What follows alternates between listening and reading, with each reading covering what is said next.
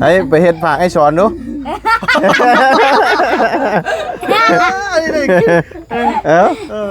อันนี้ก็เสียอยู่ว่าเอาเชียร์เลยนี่เพิ่นเชียร์ก็ไอ้สอนได้นี่น่ะ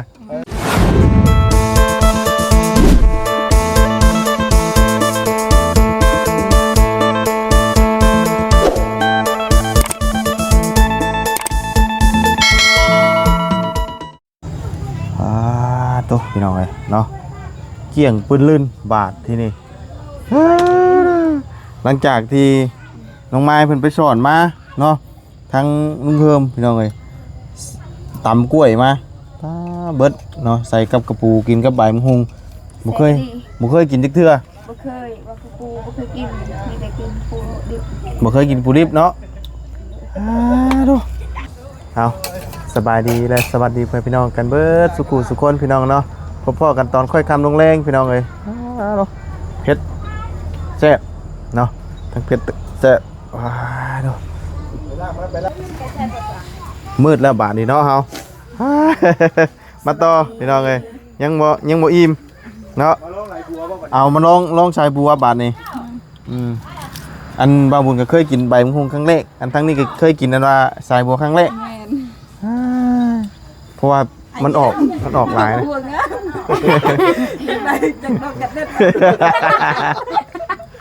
ยังไอแยมบ่เพื่อนยังหม่ำบ่ลูกหม่ำเพิ่นดอกบัวนี่จักว่าดอกบัวตัวนึงกันบ่ดอกบัวตัวนี้เนาะแม่นบ่ตัวนี้นะเนาะดอกบัวตัวนี้สีนี้บ่เป็นดอกบัวเป็นหมากมันหมากบ่ก็ลืมมันโดนเลยสีนี้เลยเพราะว่าสีนี่แหละไอแยมนะไอแยมทีบเลยมือได้ซิลินคือกันหวานเนาะดอกบัวก็มีเลยดิไอแยมโตเด้อเดี๋ยวโตนี่โตเป็นนั่นว่านี่อีเจ้ลุงเป็นไอแยมได้ดีเลยมือได้มือใดโอ้ยเนาะให้น้ำไม่ต้องเลยใส่ซิมเรียบร้อยนี่ไปยืนอยู่นี่อยู่คอนนี่ดอกบัวได้ลุงกับยันเลยตีนไส้ทีเลยพี่น้องเลยไปได้กันเด็ดเอาได้จักดอกนี่ฮะพี่น้องเลยกินตำเนาะผมมีอย่างไรซุ้มเซลมือนี่มันมืดนะเปิดไฟก่อนเกี่ยงตับไปดีเนาะโอ้โหอีปูแล้วกันเลยขายดีพี่น้องเลยอย่าดราม่ากันเด้อของกินของอยากนี่แมนก็นี่คือของกินพี่น้องเลยเอาของกินหมักไผ่หมักมันเนี่ยแมนของกินก็ต้องกินบางคนว่าโอ้บดูโตนมาดูบนสงสารบอกโอ้ตายแล้วกระสั้นกับโอ้มันบริกินยังบ่ได้พี่น้องเลยยังดีห่านยังดีบนกระปูนะเป็นยังไงกระปูหน้าคอยปล่อยเลยนะบุญปล่อยนะอันนี้กระปูขี้เล็กยังดีได้ยุกเว้นเนาะยุกเว้นบ่บ่ปล่อยถึงกันนะแต่เขาปล่อยก็กินได้ยุคันเพิ่นว่าบางคนว่าเลื่อยเลย3 เดือนไปอย่างนี้นะมาจากเด้อจ้าพูดแซ่บแต่ว่าน้ำจ่าตะกอนเอาตาไอ้แยมไปเฮ็ดฝากให้สอนดู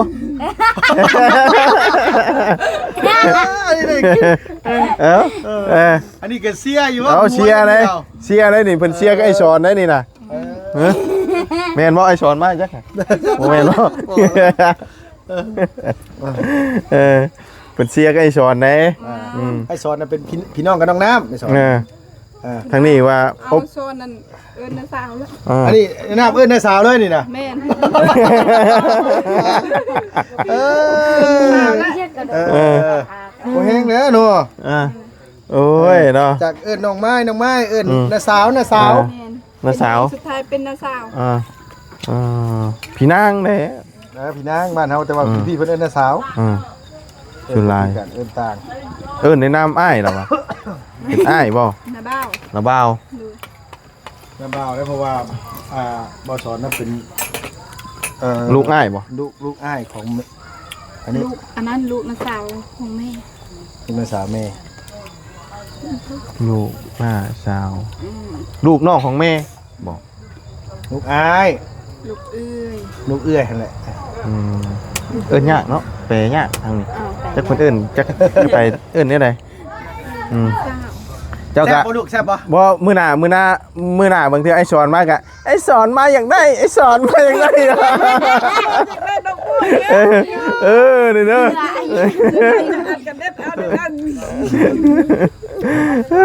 ลูกอยู่นี่นะยอมรับเลยลูกเลย ดุแล้วนี่น่ะบ่ได้อยู่ซื่อ บ่ได้อยู่ซื่อพี่น้อง ไปหาของยุงของกินเนาะ รับปาก บ่แม่นทั้งน้องเพิ่นได้เชลน่ะบ่แม่นผู้อื่นผู้ไกลได้ อันนี้ว่าผู้นี้น้อยนี่แซ่น่ะ เซลให้ไอ้สอนน่ะบ่แม่นหยังได้เดี๋ยวนี้น่ะ ยังไม่ดิไม่เท่มาเลย เป็นเชลให้เอื้อยเด้เนาะ เราหยอกกันในซื้อดอกแล้วกัน เราหยอกแล้วมันนัวหัวมวนพี่น้อง บ่เห็ เนาะ นเอ้ยอบผิวนะอบผิวจะให้ไอ้สอนฮักบ่ แต่มันงามดอกเป็นคนดำ โอ้ยบ่งามก็เกี้ยงขึ้นได้เฮ้ย เนาะเกี้ยงขึ้นได้เดี๋ยวนี้เนาะ เกี้ยงขึ้นอยู่กระอาดได้ ว้าว เพราะว่าตอนใหม่ๆยังบ่ได้เกี้ยงเลยเนาะ อุ้ยตะกี้เนี่ยเฮ็ดลืดอยู่ ตอนนี้เราเริ่ม โอ้ชุบตะกี้เนี่ยจากต้นมะม่วงจากต้นนี้กลับมาเป็นต้นกอกต้นหยังแล้วซึ่งเริ่มเริ่มใสแล้ว เริ่มเกี้ยงเลยได้นี่ อ้าวคนเฮาเริ่มมือสิใหญ่ขึ้นแล้วนะเนาะ เราเริ่มเป็นชาวเลยนี่เนาะ ตะกี้ไอ้น้ำคือกันแล้วนึกว่าพ่นตาลดำเละๆอยู่ น้ำมือแล้ววะเนาะ นี่ก็ดำอยู่ บ่ชั่วโมงนี้มันขาวเลยชั่วโมงนี้บ่ไอ้น้ำน่ะขาวจะได้มาไอ้น้ำน่ะตะกี้แต่ว่ามันจอย จอยพวก จ นี้ อยเพราะว่ายัง โอ้ยพวก มันเมื่อย มือบ่มี เข้า เลือด มีเลือด กินกะ ตอนนี้เลือดมีแล้วเดี๋ยวนี้เนาะตอนนั้นนั่นเดือด เอาตะกี้เนี่ยผู้ใหญ่โทรมาโอ้ยลุงเฮิมพาน้องน้ำไปเติมเลือดหน่อยเติมเลือดหน่อย เลือดจ้าง ชั่วโมงเริ่มโอเคแล้วชั่วโมงนี้บอกโอเคไปใช้ตุ๋ยปันหมู มันเป็นตุ้ยเห็นทำเก้าได้ลูก ลุงว่าลุงนี่ลุงเอาลุง เลยให้มือสิพากันไปขึ้นผู้จักโมงมือนี่ฮะ ได้เลย ไปได้บ่มือนี่ แต่6 โมงเลยละ ไป6 โมงบ่ ไม่น้องไม่เอาน้องไม่พางบ่ น้อยพาง โดยแมนอยู่ลุงก็สั่ง ป พา ระมาณ อันพอน้องน้ำอยู่ ประมาณ1 โมงเด้อมาเด้อ 1 โมงบ่บ่ายโมงเนาะบ่ายโมงเพิ่นให้มาเอาของฝากพี่น้องเลยเนาะเพราะว่ามื้อสิเดินทางก่อนเนาะ น้องอยากได้น้องอยากได้ไม่เอสโซนเอา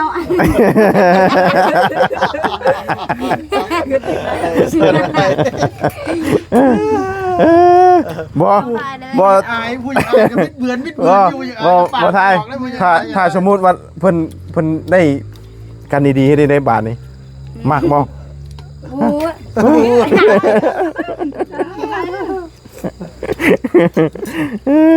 เป็นได้คือเชลให้แต่ไอ้สอนคนอื่นบ่มีบ่ฮะคนอื่นบ่ได้บ่ สอนแค่นี้เราทั้งเดียวกันเนาะ ทางเดียวกันบ่ แถมมายก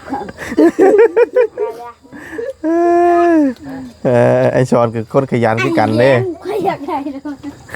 การดูกิจกรรมเดี๋ยวจะได้ให้มันได้แล้วอายุ เบิดคักอันนี้เนาะเป็นแต่ตำมากินอยู่เนาะแบบนี้กินคักกินแน่ดีจนบ่เรือเอาหยังมากก็ได้เนาะ มันยังลูกตำมืด เบิดลุงรถเหิมรถตำแซ่บได้เนาะ มือนั้นก็ตำข้าวปุ้นเฮือนร้อยมือขึ้นเฮือนนั่นมืดบ่มีอันนั้น บ่มีอัน บ่มีมะนาวใช่ มีมะนาวแต่ ใส่ ก็เบิด เต็มมะม่วงกระแซบ เราเฮ็ดแซ่บเลย เตะหรือมานำก็ได้เลยมานำไอ้ดู ฮะได้ก็ มีแป้ง แล้วกันแล้วไอ้เย็น กินข้าวแล้วบ่กินส้มนี่พานกินข้าวบนคนน่ะบ่ ยัง ยังอยู่ ไอ้ จะ เย็น เขาเลย ใครใคร กินเพอมาแล้วกินนี่ เอามาไม่ ก็เลยกินในนี่บ่หลาย คือแกกูตอกเจ๊แก ได้สายบัวก็เอามากินอันนั้นกับตำกับนั่นก็ได้บาดนี้นะมันก็รสชาติมันก็บ่มีรสชาติหรอกมันก็สิจางๆมันอ่อนๆแต่มันเย็นท้องนะเฮากินนี่ ไอ้เย็นไอ้เย็น อันนี้หมักเชอรี่ปีนี้บ่นี่น่ะเอามาเฮ็ดแนวปีหน้าเนาะปีหน้าปลูกใหม่ปีนี้ปลูกมันบ่มีอันนั้นซ้ำมันบ่ได้อันว่าออกในปานใดเนาะ này là mà hờn này cha canh đắng này hả đắng này không มันเลยมาเอาจ่าตรงไหนคือแล้วไอ้ตรงกระเลงชื่อแฮวอ่ะไอ้บอก เราเทแล้วน่ะเนาะทางไหนเนาะเบิดปูนบ่ดีบ่เทเบิดปูนบ่ดีถือว่าเรียบร้อยยังเหลือแต่ cái này conจ่า อันนี้เนาะ con kia này em đây เอาบ่มีหยังหลายนั่งกินตำพี่น้องเนาะ dạ em ชุมเซลอยู่กระตุบเพื่อนลองไม้ลองท้ายเนาะใกล้กันก็สบายเนาะมากินส้มกินซอยนี่ ไอ้ตรงกระเลงชื่อแฮว มื้ออื่นก็แม่น ขึ้นภูวันเลยมื้อนี่เนาะประมาณบ่ายโมงติ บ่ได้ขึ้น ฮะ บ่ได้ขึ้น พอบ่ขึ้น เลยเพราะแม่คอยอยู่ตามเขา อืมประมาณบ่ายโมงเนาะจังสิได้ลงมาเนาะมาเจ้าก็สิบ่ายโมงคือกันบ่ cái mày bài mày thôi mà cứ được không cho nên tươi อืมอยาวลายเด้อนักเด้ เอาได้ได้ ฮะ เอาเต็มเขาไปเลยอีห่าง เอารถอีห้างไปบ่เอาวันไปบ่ได้จ้ะ ย่างcái หึ มันไก่ อืม มันไก่ดิ ได้ ไอ้เหี้ยcái hát mày bài mày มาเชียงกับเมื่อบ่แล้วบอกแล้วบ่อ๋อ เสียงบ่บ้านนี่มันกับกัน เลยกับพร้อมกันจ้ะเนาะเพราะว่า ที่แรกว่าสิกลับเมื่อวาน เลย บ่มีไผเลย มีแต่กลับเมื่อก่อนเนาะหลายมื้อเลยพี่น้องเอ้ยโดนเกินนะเมื่อพักนอนอยู่เพื่อนอยู่ชานก่อนเพราะว่านอนอยู่พี่หลายกับคือว่าวันน่ะขาห้องบ่ไหวพี่น้องเอ้ยเมื่อพักอยู่บ้านอยู่ซองก่อนหาลูกหาเต้าหาลูกหาเมียก่อนมาโดนเลยเด้ ลูกจนลืม ลูกก็จนลืมจนบ่อยากว่าน้ำเดียวนี้โทรมือไหนก็บ่อยากว่าน้ำโอ้แซ่บดีเนาะทายเนาะโหตอนบางนาวกับบุเรือบานนี่เบิดคักเบิดแน่เนาะ มือได้ตำอีเด้อลุง ตำอีกแล้วลุงเด้อลุงตำแซ่บเนาะแซ่บอยู่นี่อันไฟนี่แซ่บบ่ได้เด้อบ่นี่นะไฟอันเชล่านี่เซลนี่ ใส่ดีบ่ ฮะ ค่ะบนดอก บ่ได้บ่ ลองปัง บ่มีดอก บ่มีดอกมันประมาณนั้นโอ้นั่งนอนเด่นตอนคืนนี่ก็เย็น คักอยู่ กระตูบนี่เนาะ แต่ยังบ่มีสัญญาณ สัญญาณอินเทอร์เน็ตถึงกกม่วงเนาะคักอยู่นั่งอยู่นี่กันเนาะเย็นจ้อยๆยามตอนแรงก็ได้ไปอิ่มเลยกันเจ็บง่ายๆเอาเนาะ ไอ้สอนอยากได้ว่าท่า ให้อยากได้ดอกบัวไอ้ซ้อนแต่ว่าเขาอยากได้ให้ไอ้ซ้อนเอาให้เขาน้องทาว่าน้องอยากได้ดอกบัวไอ้เยี่ยมน้องอยากได้ดอกบัวเก็บให้น้องได้ดอกบัวอยากได้เจ้ากับเองเด้ผมพีบได้ตรงทางไอ้เยี่ยมทำไมอยากได้ดอกบัวเอาเจ้าจะเอาให้เจ้าที่อยากได้เด้ให้ซ้อนเอาให้ให้ไอ้ช้อนเอาให้ แล้วเอาผิวให้ซ้อน อมผิวให้ช้อนอีกแล้ว สบายไป โอ้ยเนาะบ่หยอกเอ้ยหลายเนาะแล้วยังอันนั่นอยู่ว่าเรายังบ่ทันได้มีความหักไปสั่งไปเว้าให้เราแหละบ่ได้เด้อเจ้าเด้อ เขาอยากได้แล้วเขาเบาไปนานเขาอยากได้ดิเขายังอายุ11 ปี11 ปีเจ้ามักเขามักเจ้าคือกันไอ้เยี่ยมโอ้ยเขาเป็นไอ้เยี่ยม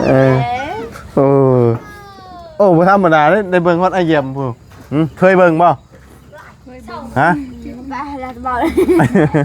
เคยเบิ่งอยู่บ่ไอ้เยี่ยม อยากได้ดอกบัว เจ้าเคยเบิ่งบ่ ให้ซ้อนเอาให้ เขียนจดหมายมาบุญเขียนจดหมาย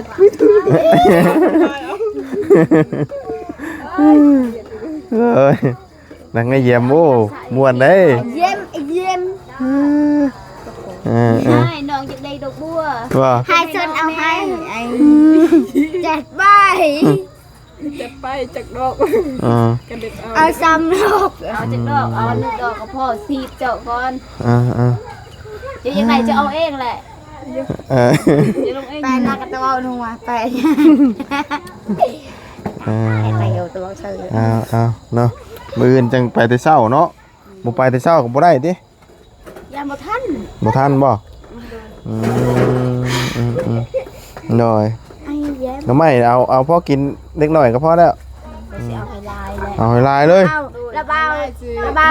ตัวนึงเลยใหม่ อือ ลุงเพิ่มแน่ลุงตัวนึง หน่อยโอ้มาล่มพุบล่มภาพได้เอามาลาย เอา ฮะ หมกเผ็ดระเบาตัวนึงให้เราเผ็ดนึง เพชรน้ เอาให้ลูกตัวนึงเอาให้บอเสียงตัวนึง ำหน่อยเป็นทุง พอ เป็นทุ แล้ ง วใช่ไหม ละไม่น้องทายว่าให้บาบุญนั้นยอดนึงละไม่ลุงเพิ่มยอดนึง คนละยอดบ่ แม่นแม่นว่าสิให้ส่งเสริมยอดเอานึงมักเพชรก็คือกัน มาเพชรถุงนึงหน่วยนึง หน่วยนึง เขาไม่เอาคูละนุ ผู้ละเม็ดบ่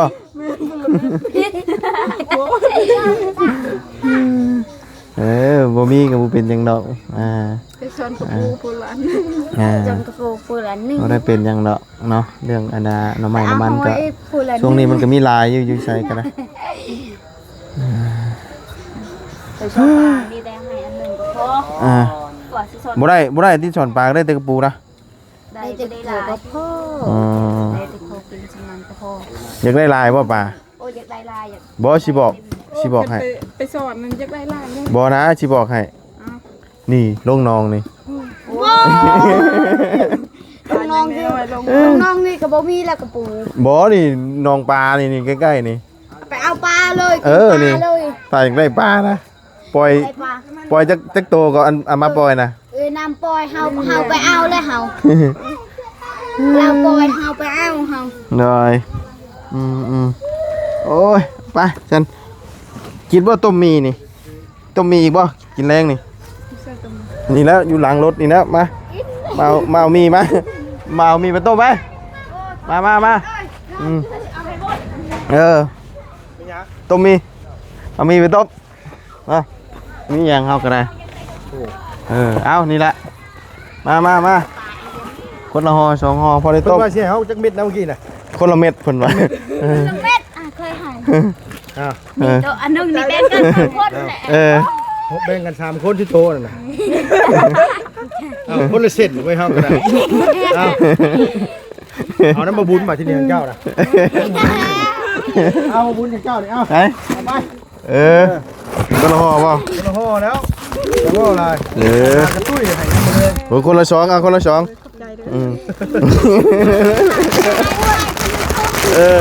เอากินลายเป็น ตาไทย น้องทายแต่ไม่ต้องกินเลยน้องทายจะกินกันวะ อ้าวบี้ครึ่งตัวนี้มันเบิดมันเบิดไปสามอื่นพ่อกันเด้อไปต้มกินแรงเด้อไปสบายดีเด้อเนาะเอามืออื่นพ่อกันเนาะเพราะว่ามืออื่นจะเดินทางละมากินตำพี่น้องเลยไปยามคำแดงพี่น้องเลยเนาะเริ่มมืดเริ่มยังเลยเด้เนาะไปจ้าพี่น้องพบเจอกันไหมมืออื่นมาเอาน้ำมันเพิ่นอยากฝากพี่น้องเลยเนาะมาว่าสิเมื่อแต่ว่านี่ก็โอ้ถ้าเอาของต้นของฝากก่อนเป็นมะพริกเป็นหน่อไม้เพิ่นว่าเนาะเพิ่นสิไปหามาให้ไปสำหรับมื้อนี้ไปแล้วพี่น้องสบายดีไป